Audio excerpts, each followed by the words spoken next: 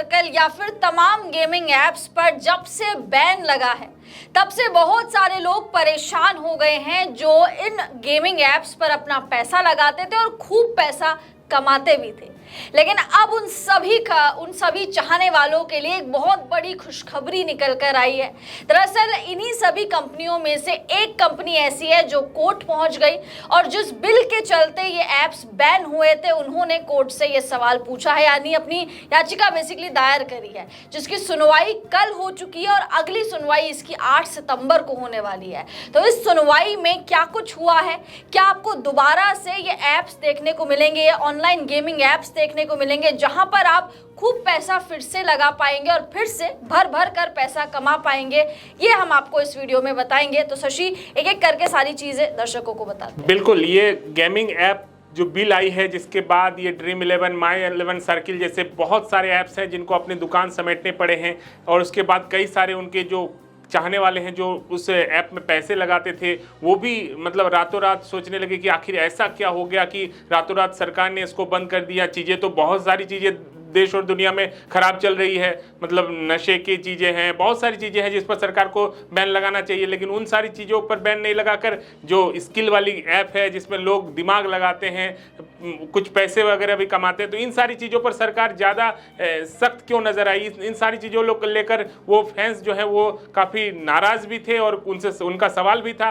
लेकिन अब उनके लिए खुशखबरी निकल कर ये सामने आ रही है कि ये जो ऐप्स हैं जिन पर बैन लगाई गई है उन्होंने हाईकोर्ट में जो है इनकी चुनौती दी है और उस पर सुनवाई जारी है। सुनवाई में जो निकल कर बातें सामने आई है उसमें कुछ खुशखबरी है उनके लिए। खुशखबरी ये है कि अब अगली सुनवाई 8 सितंबर को होगी और कुल मिलाकर केंद्र सरकार से ये सारा जवाब मांगा गया है कि आप रातों रात एक जो सब कुछ चल रहा था अब तक जो आपके लिए सही था वो अचानक रातों रात आपके लिए खराब कैसे हो गया, क्या इसके पीछे और भी कोई चीजें हैं। तो इन सारी चीजों को लेकर सुनवाई हो रही है। मैं ग्राफिक्स के जरिए दर्शकों को एक एक पॉइंट जो कल सुनवाई हुई है उसमें क्या क्या बातें हुई है सारी दर्शकों को मैं बताने की कोशिश करूंगा। दर्शक इसमें ज्यादा समझ पाएंगे कि आखिर इन ऐप की क्या वापसी होगी, क्या एशिया कप से एक बार फिर ड्रीम 11 में आप पैसे लगा सकते हैं। इन सारी चीजों का जवाब दर्शकों को मिल जाएगा। देखिए, कर्नाटक हाईकोर्ट ने ऑनलाइन गेमिंग संवर्धन और विनियमन अधिनियम 2025 के खिलाफ दाखिल याचिका पर सुनवाई करते हुए शनिवार को केंद्र से जवाब तलब किया है। यानी कि केंद्र सरकार से जवाब पूछा कि आखिर आप रातों रात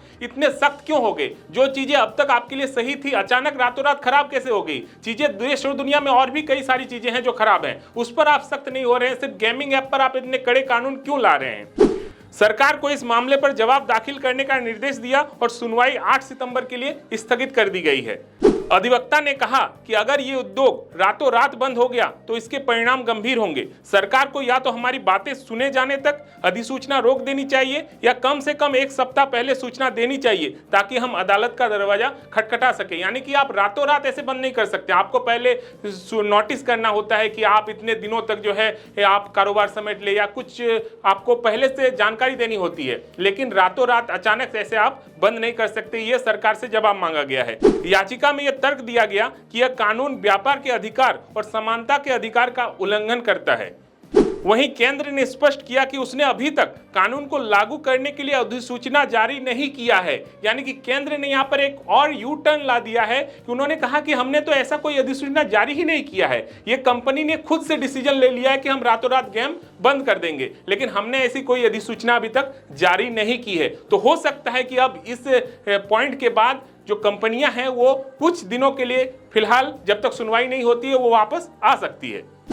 अदालत ने कहा कि वो अगली सुनवाई में इस मुद्दे पर अंतरिम राहत देने का फैसला करेगी। यानी कि चीजें पॉजिटिव है गेमिंग ऐप कंपनियों के लिए। सारी जो वार्तालाप आप समझ रहे हैं, आप अगर उसको समझ पाइएगा तो चीजें पॉजिटिव ही होती दिख रही है इन गेमिंग ऐप के लिए। केंद्रीय सूचना प्रौद्योगिकी मंत्री अश्विनी वैष्णव ने मानसून सत्र के दौरान संसद में विधेयक पेश किया था।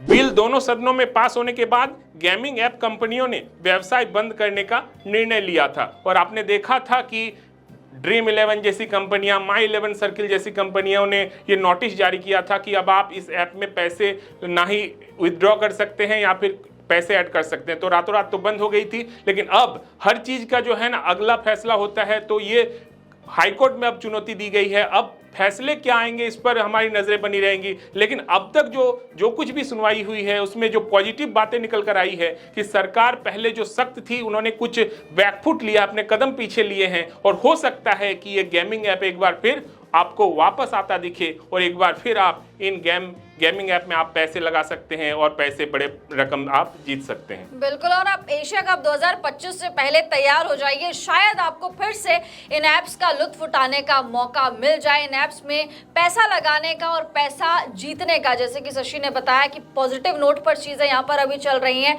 तो हो सकता है आपको भर भर के पैसा दोबारा से कमाने का एक सुनहरा मौका दे सरकार, क्योंकि सरकार ने अभी इस समय बैकफुट पर चीजें कर ली है, अपनी थोड़ा सा कदम पीछे खींच लिया। अब 8 सितंबर तक का वेट करना होगा सभी चाहने वालों को, गेमिंग ऐप्स के सभी चाहने वालों को।